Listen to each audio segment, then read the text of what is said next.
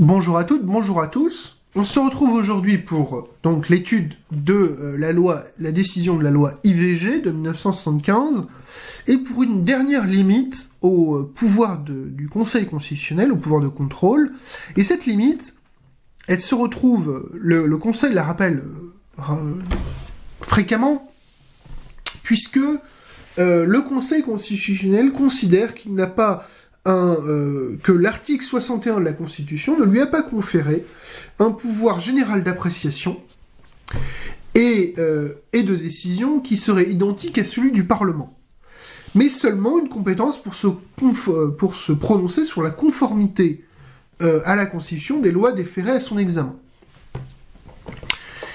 Alors, c'est ce pouvoir, enfin, c'est cet aspect de la décision que nous allons étudier principalement aujourd'hui, et nous étudierons, pour ceux qui sont fins connaisseurs de la jurisprudence du Conseil constitutionnel,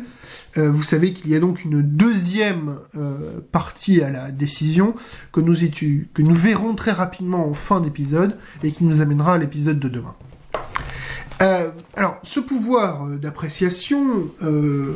et de décision, c'est donc celui du Parlement pour faire la loi, pour créer le droit. Le Conseil constitutionnel,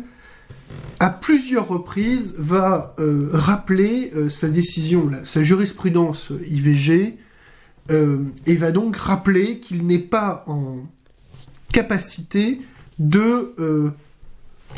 disposer d'un pouvoir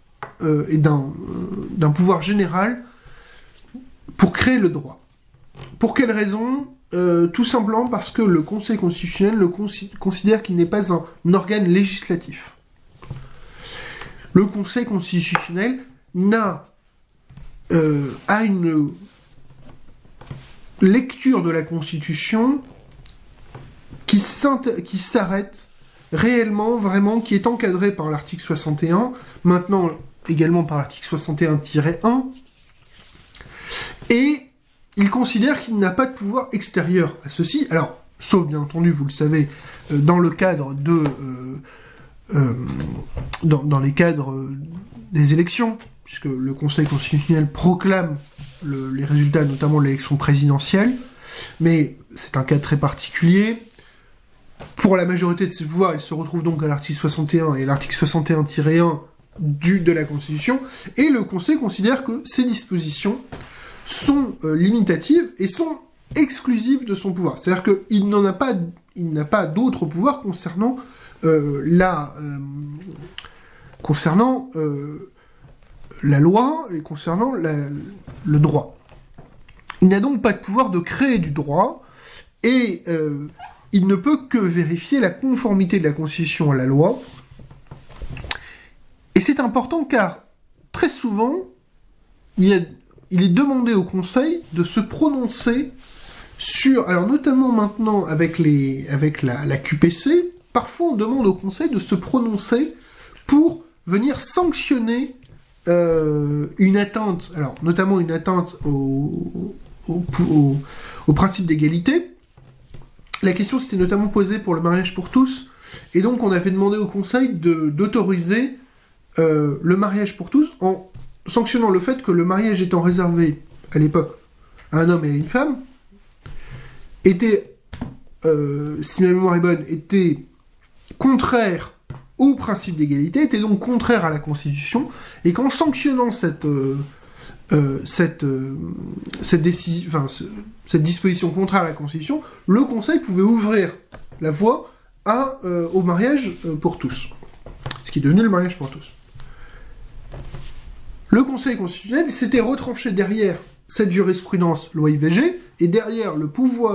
son absence de pouvoir général d'appréciation et de décision, pour dire que ce n'était pas à lui, mais au Parlement, de créer le droit, et que donc, si le Parlement ne se prononçait pas sur la question, lui, Conseil constitutionnel, n'avait pas le pouvoir de le faire. C'est ce qui a amené, notamment,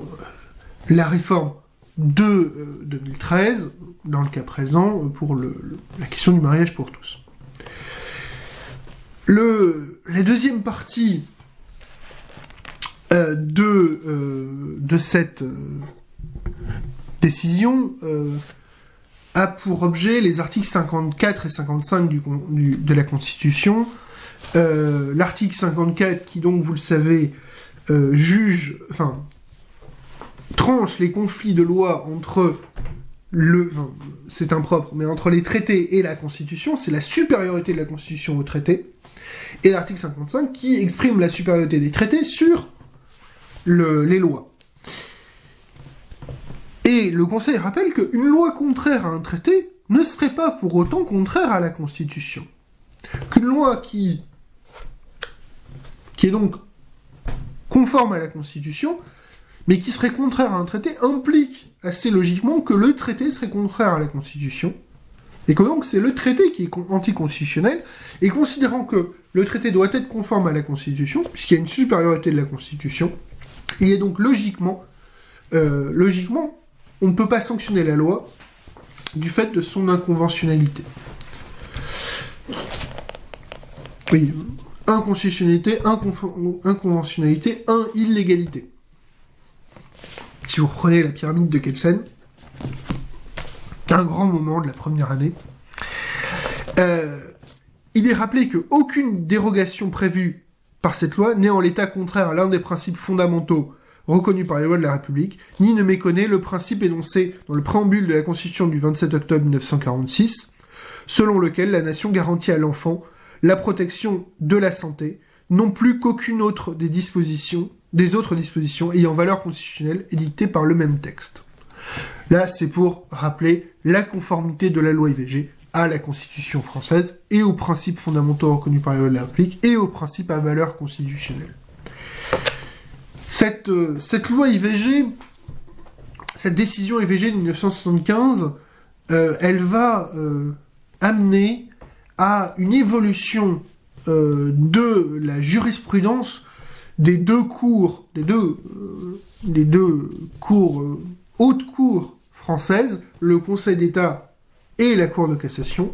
et ce seront des évolutions que nous allons voir demain, puisque nous allons voir la raison de ces évolutions, qui seront lancées par la loi IVG, par la décision loi IVG. Et donc demain, nous allons nous retrouver pour une décision du Conseil d'État, une décision de 1968, syndicat des fabricants de semoules, qui a donc donné lieu à la célèbre jurisprudence des semoules du Conseil d'État. Je vous remercie, à demain pour un nouvel épisode de l'Arrêt du jour. Au revoir.